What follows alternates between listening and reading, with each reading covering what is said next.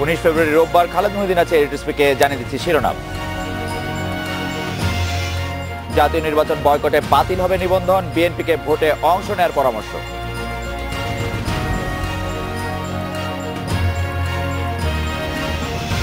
একুশে ফেব্রুয়ারিতে দেশ জুড়ে সতর্কতা, কেন্দ্রীয় শহীদ মিনারে 4 স্তরের নিরাপত্তা।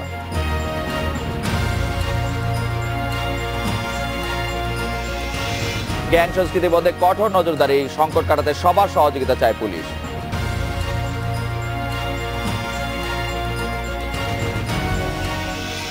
একাদশ সংসদ নির্বাচনে না এলে গণপ্রতিনিধিত্ব আদেশ অনুযায়ী বাতিল হতে পারে বিএনপি নিবন্ধন। দুর্নীতির মামলায় খালেদা জিয়ার দোষী সাব্যস্ত হওয়ার শঙ্কায় রয়েছে বিএনপি। দলটির নেতারা বলছেন, চেয়ারপারসনকে ছাড়া জাতীয় নির্বাচনে যাবে না তারা। খালেদা জিয়াকে ছাড়া দেশে নির্বাচন হতে দেওয়া হবে না বলে হুঁশিয়ারি দিচ্ছেন তারা। তবে অসম সংসদ নির্বাচনের মতো এবারও ভোটে না এলে গণপ্রতিনিধিত্ব আদেশ অনুযায়ী দলটির নির্বাচনে রাজনীতিতে থাকার বৈধতা থাকবে কিনা সেই প্রশ্ন চলছে জোর আলোচনা।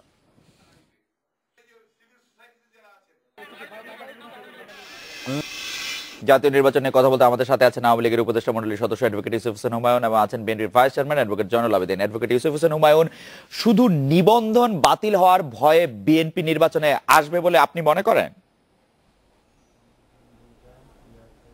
দেখুন, এটা বিএনপির সাংগঠনিক সিদ্ধান্ত। তবে আমি মনে করি যে নিবন্ধন বাতিল হওয়ার মতন অবস্থা কিন্তু বিরাজ করছে না। কারণ যেটা বাতিল হবে কেন সেটা প্রশ্ন এক, হবে এই ধরনের চিন্তাধারাই বা কেন আসছে? তার মানে হলো যে তারা একটা সুযোগ খুঁজতেছে স্কেপ ফ্রম দি ইলেকশন থেকে সরে আসার জন্য একটা বাহানা খোঁজার জন্য। অ্যাডভোকেট ইউসুফ হোসেন, বিএনপি এরকমটা বলছেন না, বলছেন হচ্ছে বিএনপির বাইরে যারা আছেন তারা, যেমন সাবেক নির্বাচন কমিশনার মোহাম্মদ সোহেল হোসেন বলছেন জানি পপের চেয়ারম্যান নাজমুল হাসান কলিমুল্লাহ, যে তারা যদি এবার নির্বাচনে অংশগ্রহণ না করেন তাহলে গণপ্রতিনিধিত্ব আদেশ অনুযায়ী তাদের নিবন্ধন বাতিল হয়ে যেতে পারে। না, সেটা তো আইনগত ব্যবস্থার ব্যাপার, সেটা হাইপোথেটিক্যাল কথা হলো যে ভবিষ্যতে কি হবে না হবে। প্রশ্ন হচ্ছে যে যদি নির্বাচনে আসবেন কি আসবেন না সেই সিদ্ধান্ত আসুক, তখন সেই প্রেক্ষাপটে অবস্থা, পারিপার্শ্বিক অবস্থা নির্ভর করবে যে আপনি যে প্রশ্ন করলেন সেটার প্রয়োগটা হবে কিনা, আইনের প্রয়োগ বলেন বা কনভেনশনের প্রয়োগ বলেন। অ্যাডভোকেট ইউসুফ হোসেন হুমায়ুন, আপনার কি মনে হয় যদি বিএনপি নির্বাচনে না আসে তবে কি গণপ্রতিনিধিত্ব আদেশ, যেটার মধ্যে আছে যে পরপর দুবার জাতীয় সংসদ নির্বাচনে অংশ না করলে একটি রাজনৈতিক দলের নিবন্ধন বাতিল হয়ে যাবে, এইটা তাদের উপর অ্যাপ্লিকেবল হবে কিনা? দেখুন, আইন এখানে তো আর কোন দল কোন বিষয় নয়। যেখানে আইনটা আছে আইনটা প্রয়োগ হবেই। তবে আমরা দলগতভাবে চাই সকল দলের অংশগ্রহণে নির্বাচন হোক গ্রহণযোগ্য, নিরপেক্ষ এবং অবাধ নির্বাচন, এটা আমরা চাই। এবং আমি আশা করব যে বিএনপি যদি গণতান্ত্রিক দল তারা দাবি করে, মুক্তিযুদ্ধের সপক্ষে শক্তি দাবি করে, অবশ্যই তারা নির্বাচনে অংশগ্রহণ করবে।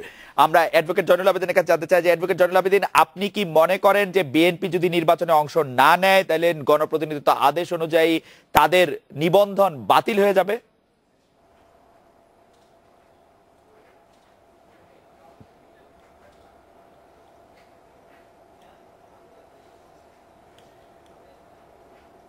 অ্যাডভোকেট জয়নুল আবেদিন, আপনি কি মনে করেন নির্বাচনে, আগামী নির্বাচনে বিএনপি, জাতীয় নির্বাচনে বিএনপি অংশ না নিলে বিএনপি নিবন্ধন বাতিল? খালেদ, আপনাকে ধন্যবাদ। জি, তার আগে ধন্যবাদ জানাই জনাব ইউসুফ হোসেন হুমায়ুন, সুপ্রিম কোর্ট বারের সভাপতি এবং আওয়ামী লীগের উপদেষ্টা মণ্ডলীর সদস্যকে। তিনি যথার্থই বলেছেন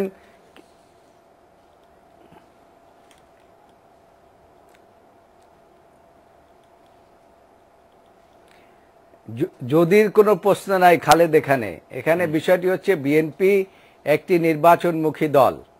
বিএনপি নির্বাচনে অংশগ্রহণ করতে চায়, তবে বিএনপির কথাটা হচ্ছে যে সেই নির্বাচন হতে হবে নিরপেক্ষ নির্বাচন, এবং সেখানে এমন একটি নির্বাচনকালীন সরকার থাকবে যে সরকার নির্বাচন কমিশনের উপরে কোনো রকম কোনো হস্তক্ষেপ করবে না এবং সকল মানুষ সেখানে ভোট দিতে পারবে। এরকম একটি নির্বাচনে বিএনপি অংশগ্রহণ করতে চায়। বিএনপি অংশগ্রহণ করবে না, এইটা যদির বিষয়ে এই মুহূর্তে আমার মনে হয় যারা মন্তব্য করছেন তারা সঠিকভাবে মন্তব্য করছেন না। আমরা কি একটু হাইপোথেটিক্যালি ভাবতে পারি যে বিএনপি নির্বাচনে অংশ নিল না? কারণ আমাদের এই যদির প্রশ্নটা ধরেন, আপনি জানেন যে বিএনপির স্থায়ী কমিটির সদস্য গয়েশ্বরচন্দ্র রায়কে যদি আমরা উদ্ধৃত করি, গয়েশ্বরচন্দ্র রায় বলছেন যদি শেখ হাসিনার অধীনে নির্বাচনে যেতে হবে তাহলে 5 বছর পরে কেন? তাহলে তো 2014 সালে 5 জানুয়ারি নির্বাচনেই অংশ নিত বিএনপি। ধরা যাক শেখ হাসিনার অধীনে নির্বাচনে অংশ নিতে হবে এবং বিএনপি নির্বাচনে যাবে না, সেই ক্ষেত্রে কি বিএনপির নিবন্ধন বাতিল হবে কিনা?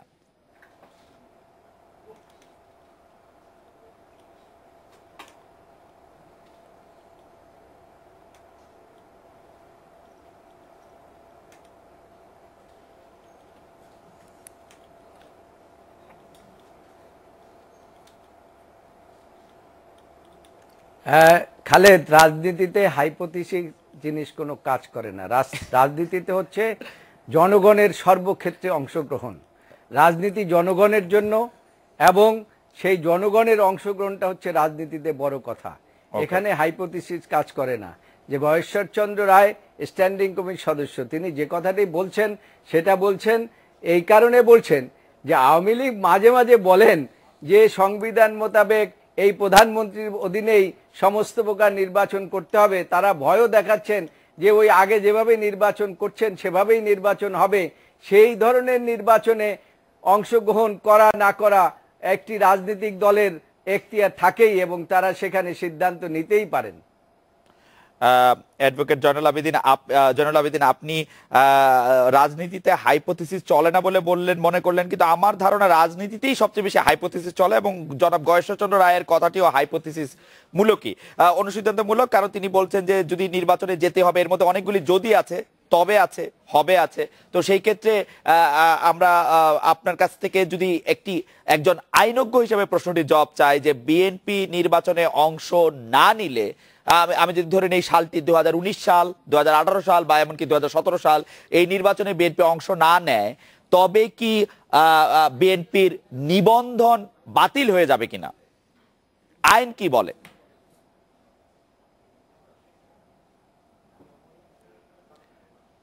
অ্যাডভোকেট জয়নুল আবেদিন বোধহয় আমাদের একটু পরে শুনছেন।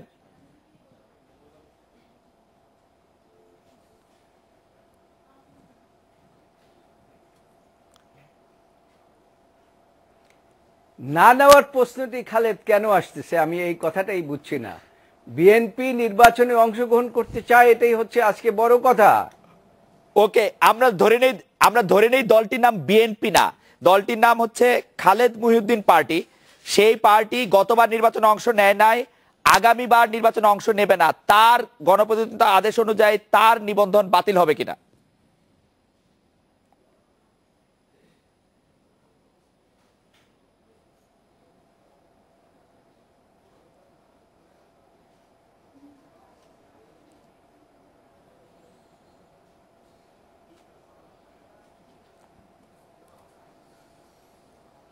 গতবারের নির্বাচনকে কোনো নির্বাচনই বলা যায় না। তার কারণ যেখানে 154 জন ব্যক্তি বা সিটে কোনো মনোনয়নই দাখিল করেননি, সেটাকে কি আপনি কি ধরনের নির্বাচন বলেন? একটি একতরফা নির্বাচন। সেটাকে দেশের জনগণ বা আপনার সেখানে ভোট দিতে যায় নাই, সেটাকে আপনি কি ধরনের নির্বাচন মনে করেন? এবং এই ধরনের নির্বাচন যদি হয় বাংলাদেশে আবার, তাহলে সেখানে কি জন্য বাংলাদেশ জাতীয়তাবাদী দলের মতো একটি দল, বড় দল, সেখানে নির্বাচনে অংশগ্রহণ করবে? কোন দলই সেখানে অংশগ্রহণ করবে না বলে আমি বিশ্বাস করি। কিন্তু তাদের নিবন্ধন বাতিল করা যাবে কিনা? ধরেন আমরা সিপিবি কে নিয়ে কথা বলি, সিপিবি গত নির্বাচনে অংশ নেয় নাই, আগামী নির্বাচনে অংশ না নিলে তাদের নিবন্ধন বাতিল হবে কিনা?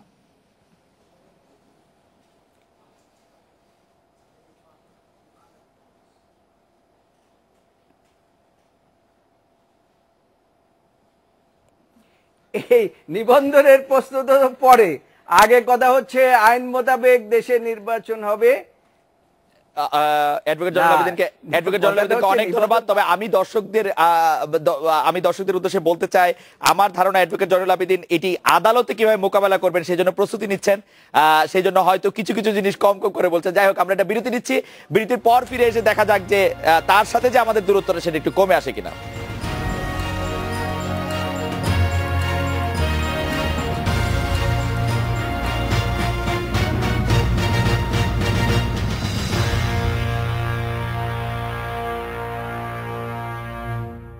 অ্যাডভোকেট ইউসুফ হোসেন হুমায়ুন ও বিএনপির vice chairman advocate Joynul Abedin আছেন আমাদের সঙ্গে। অ্যাডভোকেট ইউসুফ হোসেন হুমায়ুন, বিএনপির কাছ থেকে একটি অভিযোগ শোনা যাচ্ছে যে বেগম খালেদা জিয়াকে নির্বাচনের বাইরে রাখতে তাকে জেল দেওয়ার একটি ষড়যন্ত্র বা পায়তারা চলছে। আমারও এই অভিযোগটি কিছুটা সত্য সত্য মনে হয়। আপনার কাছ থেকে এ ব্যাপারে একটু শুনতে চাই অ্যাডভোকেট ইউসুফ হোসেন হুমায়ুন, যে বেগম খালেদা জিয়াকে নির্বাচনের বাইরে রাখতে কোনো ষড়যন্ত্র করা হচ্ছে কিনা। অ্যাডভোকেট ইউসুফ হোসেন হুমায়ুন। আপনার অসংখ্য ধন্যবাদ। ইতিপূর্বে আমি বলেছি যে আওয়ামী লীগ দল হিসাবে সকল দলের অংশগ্রহণে একটা সুষ্ঠু নিরপেক্ষ অবাধ নির্বাচন করার বিশ্বাস করে। এটা আজকে না, সবসময়। আমার অত্যন্ত স্নেহের জয়নুল আবেদিন সাহেব বলছিলেন যে 5ই জয়ের নির্বাচন সম্বন্ধে। আমার মনে হয় ওনার নিশ্চয়ই স্মরণ আছে, মরহুম রাষ্ট্রপতি জিয়াউর রহমান সাহেব সকল দলকে ডেকেছিলেন এবং একটা সমাধানের চেষ্টা করেছেন। পরবর্তীকালে তৎকালীন প্রধানমন্ত্রী, আজকেরও প্রধানমন্ত্রী, তিনি একাধিকবার বেগম খালেদা জিয়াকে আমন্ত্রণ জানিয়েছেন কথা বলার জন্য। তারপরে তিনি বলেছেন যে সংবিধানের বাইরে যাওয়া যাবে না, সেখানে যেভাবে আছে একটা অন্তর্বর্তীকালীন সরকারের রূপরেখা দেওয়া আছে জি, এবং সংসদীয় গণতন্ত্র পাশের দেশে দেখেন ভারতে, সেখানে কিন্তু বেগম খালেদা জিয়াকে নির্বাচনের বাইরে রাখার একটি প্রক্রিয়া চলছে কিনা। বেগম খালেদা জিয়ার বিরুদ্ধে আদালতের রায় হলো, তার শাস্তি হলো, তিনি নির্বাচন করতে পারলেন না। এটা অ্যাবসলিউটলি একটা ইমাজিনেশন, এটা অদ্ভুত একটা চিন্তাধারা। আমি জানি না কেন, তবে আমার মনে হয় যে নির্বাচন থেকে সরে দাঁড়াবার একটা আগাম ব্যবস্থা গ্রহণ করার জন্য এই প্রচারণা। কিন্তু নির্বাচন থেকে সরে দাঁড়িয়ে বিএনপির কি লাভ? নির্বাচনে আপনারা যাবেন, আপনারা মন্ত্রী এমপি হবেন, বিএনপি তো নির্বাচনের বাইরে থেকে বিএনপির তো কোনো লাভ নাই। আমি সেটাই বলছি, আমরা চাই না বিএনপি নির্বাচনের বাইরে থাক, এবং বিএনপির কোনো লাভ হবে না। তারা উপলব্ধি করেছেন বলে আমার বিশ্বাস যে 5ই জয়ের নির্বাচনে অংশগ্রহণ না করে তারা রাজনৈতিকভাবে জাতির কাছে ভিন্নভাবে বিকাশিত হয়েছেন এবং তারা ক্ষতিগ্রস্ত পলিটিক্যালি, এ ব্যাপারে নিঃসন্দেহ, এবং তারা অনেকে অপকটের সেটা স্বীকারও করেন। অকপটে হয়তো আপনার কাছে স্বীকার করেন, আমরা এরকম বিএনপি নেতৃবৃন্দের কাছে কখনো শুনি নাই যে 5 জানুয়ারি নির্বাচনে গিয়ে তারা ভুল করেছেন না গিয়ে। যাই হোক, আমি অ্যাডভোকেট জয়নুল আবেদিনের কাছে একটু আসতে চাই। অ্যাডভোকেট জয়নুল আবেদিন, আপনি জানেন যে বিএনপির পক্ষ থেকে বলা হয়েছে যে চেয়ারপারসনকে ছাড়া জাতীয় নির্বাচনে যাবে না তারা, কিন্তু চেয়ারপারসনের বিরুদ্ধে এখন যে মামলা আছে সবই বিচার আদালতে বিচারাধীন, তারপরে 2 স্তরের আপিলের সুযোগ রয়েছে। আপনারা কেন ধরে নিচ্ছেন যে সর্বোচ্চ আদালতও বেগম জিয়ার শাস্তি বহাল থাকবে এবং তিনি নির্বাচনে অংশ নিতে পারবেন না? আপনাদের এই ভাবনাটা কোত্থেকে আসে যে আপনারা বলছেন যে চেয়ারপারসনকে ছাড়া জাতীয় নির্বাচনে আপনারা যাবেন না? আপনাদের এই শঙ্কার কি কারণ, অ্যাডভোকেট জয়নুল আবেদিন? খালেদ, আপনাকে আবার আমি ধন্যবাদ জানাচ্ছি প্রশ্নটি করার জন্য। দেখুন, এই শঙ্কাটা সৃষ্টি করছেন এই বর্তমান সরকার প্রধান। তিনি দেশের বাইরে গিয়েও বেগম খালেদা জিয়া সম্বন্ধে, এই রাজনৈতিক মামলা সম্বন্ধে কথা বলেন। যতগুলো মামলা এখন চলছে সবগুলো মামলা হচ্ছে রাজনৈতিক মামলা। এখন এই রাজনৈতিক মামলা নিয়ে যদি একজন সরকার প্রধান যদি কথা বলেন, সেইখানে কিছু ভাবনার প্রশ্ন আমাদের মধ্যে আসতেই পারে। তবে আমরা আপনার অনুমতি নিয়ে আমি শুধু বলতে চাই যে প্রধানমন্ত্রী শেখ হাসিনাকে প্রশ্ন করা হয়েছিল যে বেগম জিয়ার মামলাটি সম্পর্কে, সেখানে তিনি বলেছেন তিনি দুর্নীতি করে থাকলে তার শাস্তি হবে, দুর্নীতি করে না থাকলে তিনি মুক্ত হবেন। এই ক্ষেত্রে কি মনে হয় যে তিনি প্রভাব বিস্তার করছেন মামলাটির উপর? যদি করেও থাকেন, এরপরে আপিল আদালত রয়েছে, হাইকোর্ট রয়েছে, সুপ্রিম আপিলের ডিভিশন রয়েছে, আপনি কি মনে করেন না যে আমরা একটু আর্লি কথা বলছি এই বিষয়টা নিয়ে?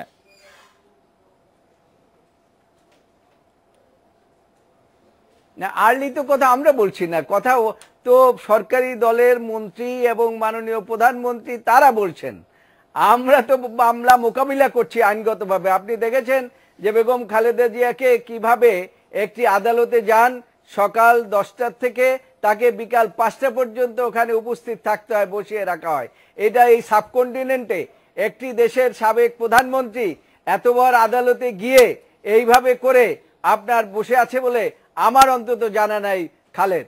তো যাই হোক, আপনি যে প্রশ্নটি করেছেন সেটা হচ্ছে যে এই সন্দেহটার সৃষ্টি যেটা হচ্ছে সেটা করছেন সরকারি দলের ব্যক্তিবর্গ, সেখানে মন্ত্রী সাহেবেরা করছেন, মাননীয় প্রধানমন্ত্রী নিজেও করছেন। সেই জন্য এই বাংলাদেশের এইরকম একটি সাবেক প্রধানমন্ত্রীর বিরুদ্ধে আর যে মামলার দুর্নীতির কোনো লেশমাত্র নাই, যদিও বিষয়টি সাবজুডিস, তারপরেও আমি বলছি যে এই যে মামলাটি এখন তার বিরুদ্ধে বলা হচ্ছে দুর্নীতির মামলা, এখানে আপনি জানেন যে এই মামলাটির যে ইনগ্রেডিয়েন্ট, দুর্নীতির কোনো ইনগ্রেডিয়েন্ট নাই। একজন আপনার ইনভেস্টিগেশন অফিসার পূর্ণ তদন্ত করে একটি রিপোর্ট দিয়েছিলেন, সেখানে বলেছিলেন যে বেগম খালেদা জিয়ার দুর্নীতির কোনো ইনগ্রেডিয়েন্ট নাই যে মামলায়, সেই মামলাটিতে শাস্তি হয়ে যাবে এমন আশঙ্কা আপনারা করছেন। আপনাদের কি বিচার বিভাগের উপর কোনো আস্থা নাই? হাইকোর্ট ডিভিশনের উপর, অ্যাপিলেট ডিভিশনের উপর কোনো আস্থা নাই অ্যাডভোকেট জয়নুল আবেদিন? আমরা তো বলছি না, তারা বলছেন। না না, আমরা বলছি না। অ্যাডভোকেট জয়নুল আবেদিন, আপনারা বলছেন অ্যাডভোকেট জয়নুল আবেদিন, আপনাদের দলের নেতারা বলছেন চেয়ারপারসনকে ছাড়া জাতীয় নির্বাচনে যাওয়া হবে না এবং জাতীয় নির্বাচন বাতিল করা হবে, নির্বাচনই করতে দেওয়া হবে না। আপনারাই বলছেন।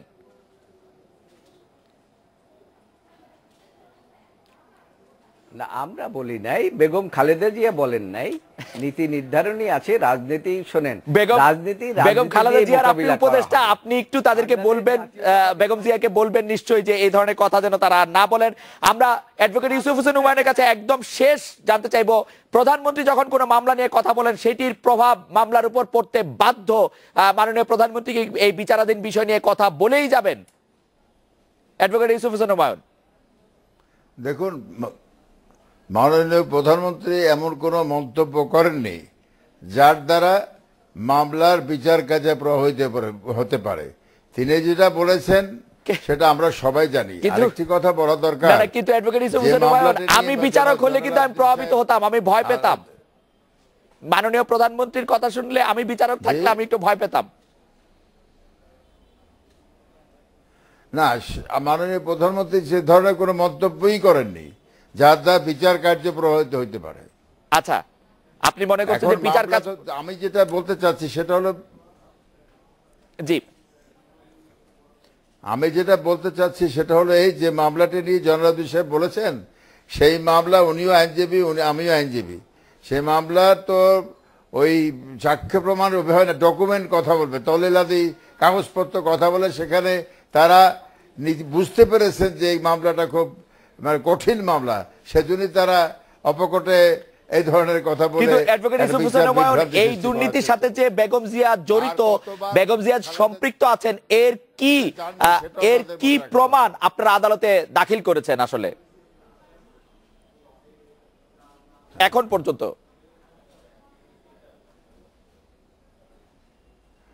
যে কাগজগুলি দাখিল করা হয়েছে, মামলা তো শেষ পর্যায়ে।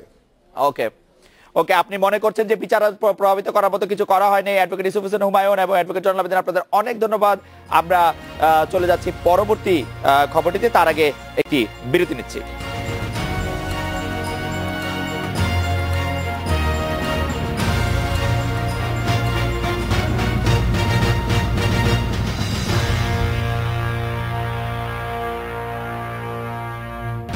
একুশে ফেব্রুয়ারি কেন্দ্রীয় শহীদ মিনার এলাকায় থাকছে কড়া নিরাপত্তা। শহীদ মিনার ও আশেপাশে এলাকায় চলাচল সীমিত করার নির্দেশ দিয়েছে ঢাকা মহানগর পুলিশ। শহীদ মিনারের প্রবেশের জন্য নীলক্ষেত মোড় থেকে অথবা আজিমপুর হয়ে পলাশী মোড় থেকে সলিমুল্লাহ মুসলিম হলের সামনের রাস্তা ব্যবহার করতে হবে। 20 ফেব্রুয়ারি সন্ধ্যার পর থেকেই ঢাকা বিশ্ববিদ্যালয় এলাকার অন্য সব রাস্তা বন্ধ করে দেওয়া হবে। বিশ্ববিদ্যালয়ের স্টিকারযুক্ত গাড়ি ছাড়া অন্য কোনো যানবাহন ক্যাম্পাসে ঢুকতে পারবে না।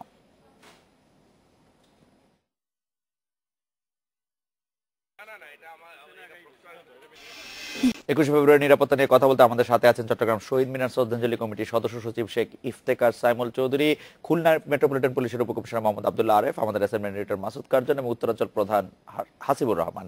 জনাব মোহাম্মদ আব্দুল্লাহ আরেফ, আমি আপনার কাছে জানতে চাইব যে 21শে ফেব্রুয়ারির কে কেন্দ্র করে কোন ধরনের হামলা বা কোন ধরনের অঘটনের কথা আপনারা চিন্তা করেন বা মাথায় রাখেন বা কোন ধরনের অঘটন ঘটা সম্ভব? জনাব আব্দুল্লাহ আরেফ। 21শে ফেব্রুয়ারি আন্তর্জাতিক মাতৃভাষা দিবস আমাদের একটি প্রাইডের জায়গা। তো আমরা খুলনা মেট্রোপলিটন পুলিশ সর্বোচ্চ সতর্ক অবস্থায় আছি। আপনারা জানেন যে খুলনা একটি অত্যন্ত নিরিবিলি একটি শহর। তো আমরা তারপরেও যে কোনো ধরনের পরিস্থিতি মোকাবিলার জন্য আমরা সর্বোচ্চ সতর্ক অবস্থায় আছি। আমরা 3 স্তর বিশিষ্ট একটি নিরাপত্তা বলয় তৈরি করেছি। জনাব আব্দুল্লাহ আরেফ, আপনাদের সবচেয়ে শঙ্কার জায়গাটি কোনটি বা কি ধরনের অঘটন ঘটতে পারে বলে আপনাদের আশঙ্কা থাকে, নাকি আপনারা স্বাভাবিকভাবে সবার নিরাপত্তা নিশ্চিত করার জন্য ব্যবস্থা নিচ্ছেন? কোনো বিশেষ শঙ্কা রয়েছে কিনা আমি যেটা জানতে চাই। আমাদের আসলে এখন কোনোই শঙ্কা,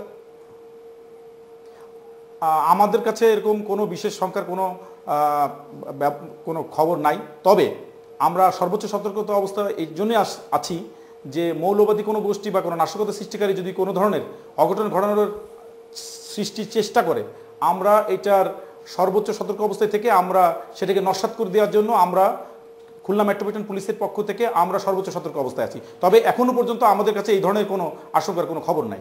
শেখ ইফতেখার সৈমুল চৌধুরী, পুলিশ বা নিরাপত্তা বাহিনী চট্টগ্রামে 21শে ফেব্রুয়ারি উপলক্ষে যেসব ব্যবস্থা নিয়েছেন তাতে আপনারা সন্তুষ্ট কিনা, আপনি আশঙ্কা মুক্ত কিনা, আপনি মনে করছেন কিনা যে এই নিরাপত্তার কারণে নগরীতে কোনো রকম কোনো অঘটন ঘটবে না? শেখ ইফতেখার সৈমুল চৌধুরী। হ্যাঁ, ধন্যবাদ। ধন্যবাদ।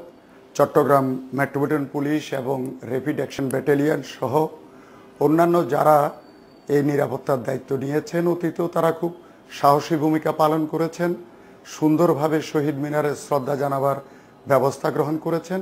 এবারও ওনাদের পক্ষ থেকে সর্বোচ্চ সতর্কতার ব্যবস্থা গ্রহণ করেছেন এবং সুন্দর প্রক্রিয়ার মধ্য দিয়ে আগত সকল শহীদ মিনারে শ্রদ্ধা জানাবার জন্য যারা আসবেন তাদেরকে সুশৃঙ্খলভাবে শহীদ মিনারে পুষ্পস্তবক অর্পণ করার ব্যবস্থা গ্রহণ করবেন। তার সাথে আমাদের বিভিন্ন সংগঠনের নেতাকর্মীরাও পুলিশের সাথে থেকে এই কাজটি সুন্দরভাবে সফল করার সর্বোচ্চ চেষ্টা করবেন। মাসুদ কার্জনের কাছে যাচ্ছি। কার্জন, আপনি যে কেন্দ্রীয় শহীদ মিনারে যে নিরাপত্তা ব্যবস্থা দেখছেন তাতে আপনি মনে করছেন কিনা যে কেন্দ্রীয় শহীদ মিনারে এবার নিরাপত্তা ব্যবস্থা আমাদেরকে আশঙ্কামুক্ত রাখতে পারবে, এবং প্রতি বছরই কেন্দ্রীয় শহীদ মিনারে ফুল দেয়াকে কেন্দ্র করে বিভিন্ন ধরনের অব্যবস্থাপনার মধ্যে দিয়ে আমরা যাই, এবার কেমন দেখছেন সার্বিক পরিস্থিতি? কার্জন। আসলে কেন্দ্রীয় শহীদ মিনারে প্রথম প্রহরী প্রধানমন্ত্রী, রাষ্ট্রপতি সহ স্পিকার, ডেপুটি স্পিকার এবং ভিআইপিরা আসলে ফুল দিয়ে শ্রদ্ধা জানান প্রথম প্রহরী। পরবর্তীতে সেটি সাধারণ মানুষের জন্য খুলে দেওয়া হয় এবং অব্যবস্থাপনা বা যেটি সরগোলের কথা বলেন, এর আগে আজকেও ঢাকা মহানগর পুলিশ কমিশনার যখন নিরাপত্তা ব্যবস্থা তিনি পর্যবেক্ষণ করছিলেন তখন তার কাছ থেকে সংবাদকর্মীরা জানতে চেয়েছিল এই ধরনের কোনো আশঙ্কা আছে কিনা। তিনি প্রথমেই বলেছেন যে আসলে এই ধরনের আশঙ্কা বা এই ধরনের কোনো ধরনের তথ্য তাদের কাছে নেই। তারা পুরো জিনিসটিকে, শহীদ মিনারে যারা আসবেন সবাই যাতে শান্তিপূর্ণভাবে প্রথম প্রহর থেকে শুরু করে এবং পরের দিন সকাল পর্যন্ত যাতে শ্রদ্ধা জানাতে পারেন শহীদদের প্রতি, সেই জন্য তারা এই ব্যবস্থা করেছেন এবং বিভিন্ন ধরনের ব্যবস্থার কথা বলেছেন। এই কিছু তারা নিয়ম কানুন বা এটা প্রতি বছরই করা হয়ে থাকে, কিছু রোড প্ল্যান দিয়েছেন, সেই অনুযায়ী প্রবেশ করবে, সেই অনুযায়ী বের হবে এবং পুরো শহীদ মিনার নয়, পুরো ঢাকা বিশ্ববিদ্যালয়কে অনেকটি এলাকায় কিন্তু জুড়ে কিন্তু সিসিটিভি ক্যামেরার আওতায় নিয়ে আসছে, সেটিকে একটি নির্দিষ্ট নিয়ন্ত্রণ কক্ষ খোলা হয়েছে, সেখান থেকে পুরো বিষয়টি পর্যবেক্ষণ করা হবে এবং সবকিছু মাথায় রেখে আরেকটি বিষয় ছিল, এর আগে 2 বছর আগে বইমেলা, মানে সেটি অবশ্য শহীদ মিনার বা ভাষা দিবস বা 21শে ফেব্রুয়ারির পরে যে একটি ঘটনা ঘটেছিল, একজনকে হত্যা করা হয়েছিল, বিজ্ঞান লেখক অভিজিৎ রায়কে হত্যা করা হয়েছিল, সেই ধরনের জিনিস মাথায় রেখেই, সেই বিষয় মাথায় রেখে পুরো কেন্দ্রীয় শহীদ মিনার, ঢাকা কেন্দ্রীয় শহীদ মিনার, রাজধানী শহীদ মিনার, সেটিকে পুরো একটি নিরাপত্তা ছকের মধ্যে নিয়ে আসা হয়েছে এবং পুরো প্রক্রিয়াটিকে তারা সাজানো হয়েছে। আজকেও তারা রেখে করেছেন, আগামীকালকে আবারও যাবেন। তার মানে কোনো ধরনের কোনো শঙ্কা এই মুহূর্তে নেই বলে আপনি মনে করছেন? আমি একটু হাসিবুর রহমান বিলু ভাইয়ের কাছে যেতে চাই, বগুড়ায়। বিলু ভাই, বগুড়ার কোনো বিশেষ প্রতিষ্ঠান বা অঞ্চল কি 21শে ফেব্রুয়ারি উদযাপনের জন্য বিশেষ নিরাপত্তা ব্যবস্থা দিতে হবে বলে আপনি মনে করছেন, বা নাকি বিশেষ নিরাপত্তা ব্যবস্থা দেওয়া হচ্ছে, বিশেষভাবে কোনো কিছু আলাদা করে চিহ্নিত করা হচ্ছে কিনা? বিলু ভাই। খালেদ ভাই, প্রত্যেক বছরই কিন্তু 21-এর দিনটিকে কেন্দ্র করে তার আগে প্রায় সবগুলো ব্যবস্থায় রাখে প্রশাসন, সব ধরনের নাশকতার বিষয়গুলো বিবেচনায় রাখা হয়। আপনি জানেন যে বগুড়ায় জামাত বিএনপির যে শক্ত একটা ঘাঁটি ছিল সেটি এখন আর আগের মতো না থাকায় সেই কারণে প্রশাসন একেবারে খারাপ বিষয়গুলো ওইভাবে আর ভাবছে না। তবে নিরাপত্তার যে বিষয়গুলো আছে সেগুলো কিন্তু একেবারেই তারা চুলচেরা বিশ্লেষণের মধ্য দিয়েই সব ধরনের নিরাপত্তা ব্যবস্থা নিশ্চিত করবার জন্য উদ্যোগ নিয়েছে। আমি একটু আগে জেলা পুলিশের একজন কর্মকর্তার সাথে কথা বলেছি, তিনি যেটা বলেছেন যে শুধুমাত্র বগুড়া শহরেই প্রায় 400-র মতো আইন শৃঙ্খলা রক্ষাকারী বাহিনীর সদস্য থাকবে। এর একটি বড় অংশই সাদা পোশাকে থাকবে, তাদের কাছে থাকবে অস্ত্র এবং অনেকেই খালি হাতে থাকবেন। এর পাশাপাশি পুলিশের যে পোশাক সেটিও থাকবেন। তারা আহ্বান জানিয়েছে র্যাবকেও ওই দিন টহলের জন্য, র্যাবও সেই রকমই প্রস্তুতি নিয়েছেন। আর আপনাকে জানিয়ে রাখছি যে বগুড়ায় মোট 2টি জায়গায় 21-এর দিনটাকে সামনে রেখে, ভাষা আন্দোলনকে সামনে রেখে শ্রদ্ধা জানানো হয়। আমার পেছনে যে শহীদ মিনারটি দেখছেন, এখানে সাংস্কৃতিক কর্মীদের পাশাপাশি রাজনৈতিক দলের নেতা কর্মীরাই সাধারণত শ্রদ্ধা জানান। আর এর বাইরে বিএনপি জামাত জোটের সময় তারেক রহমানের পছন্দের আরেকটি শহীদ মিনার আছে, যেটা মুক্তির ফুলবাড়ি বলা হয়, সেখানে প্রশাসনিক কর্মকর্তারা সাধারণত শ্রদ্ধা নিবেদন করে থাকেন। সেই জায়গাতেও একই ধরনের নিরাপত্তা রয়েছে। এই যে আমার পেছনে যে শহীদ মিনারটি, এটি চারিপাশেই পুলিশ নানাভাবে তাদের নিরাপত্তা ব্যবস্থাকে এখন থেকে জোরদার করেছে এবং আগামীকাল যে বইমেলার সূচনা হতে যাচ্ছে সেটাও তারা বিবেচনা রেখে সাদা পোশাকে পুলিশ নামিয়েছে বেশ কিছু, এবং আমি দেখতে পেয়েছি এর পাশাপাশি পোশাকে পুলিশও রয়েছে। অর্থাৎ আইন শৃঙ্খলার যে অবস্থা থাকার কথা তার চেয়ে অনেক বেশি সচেতন রয়েছে বগুড়া পুলিশ, এবং যার কারণে নিরাপত্তার বিষয়টি মানুষের মাথায় কিন্তু বেশ ভালোই আছে এবং তারা বেশ স্বাচ্ছন্দ্যেই এই 21-কে কেন্দ্র করে তাদের কর্মসূচি তৈরি করেছে এবং পালনেরও উদ্যোগ নিয়েছে। বিলু ভাই, আপনাকে ধন্যবাদ। আমি জনাব আব্দুল্লাহ আরেফের কাছে জানতে চাইবো যে যাতে আমরা সবাই শান্তিপূর্ণভাবে আমাদের আমাদের 21শে ফেব্রুয়ারি পালন করতে পারি, তার জন্য খুলনাবাসীর উদ্দেশ্যে আপনার কোনো বলার আছে কিনা জনাব আব্দুল্লাহ আরেফ?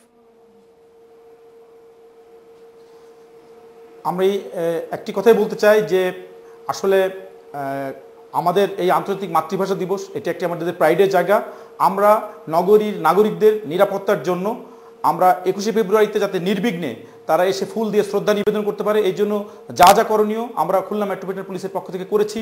আমাদের আধুনিক প্রযুক্তি নির্ভর আমরা সিসিটিভি এবং গোপন ক্যামেরা আমাদের পুরো শহর জুড়ে থাকবে এবং আমরা পুরো শহরকে নিশ্চিদ্র নিরাপত্তা বলয়ের মধ্যে এনেছি। আমরা নিরাপত্তার চাদর দিয়ে মুড়ে দিব এবং অলরেডি আমরা আজকে থেকে আমরা জনাব আব্দুল্লাহ আরেফ, আপনাকে ধন্যবাদ শেখ ইফতেখার সাইমুল, মাসুদ কারজান এবং হাসিবুর রহমান বিলু। আমরা এই ড্রেসপিকে বিরতি নিচ্ছি, একটি ফিরছি তারপর।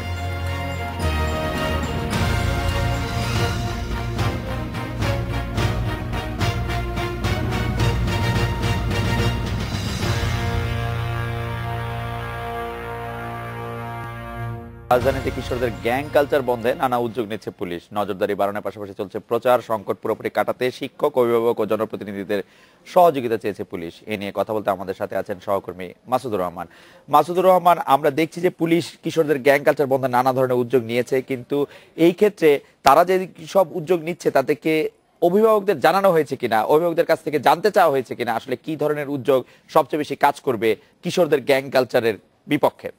মাসুদুর রহমান। গেল 6 জানুয়ারি রাজধানীর উত্তরায় কিশোর আদনান হত্যার পর থেকেই পুলিশ এখন পর্যন্ত প্রায় 70টির মতো কিশোর গ্যাংয়ের সন্ধান পেয়েছে। তারপর থেকেই রাজধানীতে বিভিন্ন ধরনের পদক্ষেপের কথা পুলিশ জানিয়েছে। তবে সরজমিনে এখন পর্যন্ত রাজধানীর অন্য কোথাও এইসব পদক্ষেপের কথা না জানা গেলেও শুধুমাত্র উত্তরাতে এখন পর্যন্ত এই পদক্ষেপগুলো আমরা দেখতে পেয়েছি। সেসব পদক্ষেপের মধ্যে পুলিশ সর্বপ্রথম যে পদক্ষেপটি পুলিশ নিয়েছে সেটি হচ্ছে যে জনপ্রতিনিধি, শিক্ষা প্রতিষ্ঠান, অভিভাবক এবং পুলিশ সমন্বয়ে একটি সভা তারা আয়োজন করেছে। সেই সবাই তারা জানিয়েছে যে কিভাবে এই গ্যাংগুলো থেকে কিশোরদের দূরে রাখা যায় এবং সার্বিক বিষয়ে অভিভাবকদের, শিক্ষা প্রতিষ্ঠানকে সবাইকে একসাথে কাজ করে এই সমস্যা, এই কিশোর গ্যাং তৎপরতা। মাসুদুর রহমান, শুধু উত্তরাকে কেন্দ্র করে এই সব কিশোর গ্যাং গড়ে ওঠার কোনো বিশেষ কারণ কি রয়েছে? পুলিশ যেমনটি বলেছে যে এই গ্যাংয়ের পেছনে যেমনটি আমরা ভাবছিলাম যে শুধু উচ্চবিত্ত, কিন্তু পুলিশের তদন্তে বেরিয়ে এসেছে এইসব গ্যাং শুধু উচ্চবিত্ত নয়, এইসব গ্যাংয়ে গার্মেন্টস কর্মীও এইসব গ্যাংয়ের সদস্য।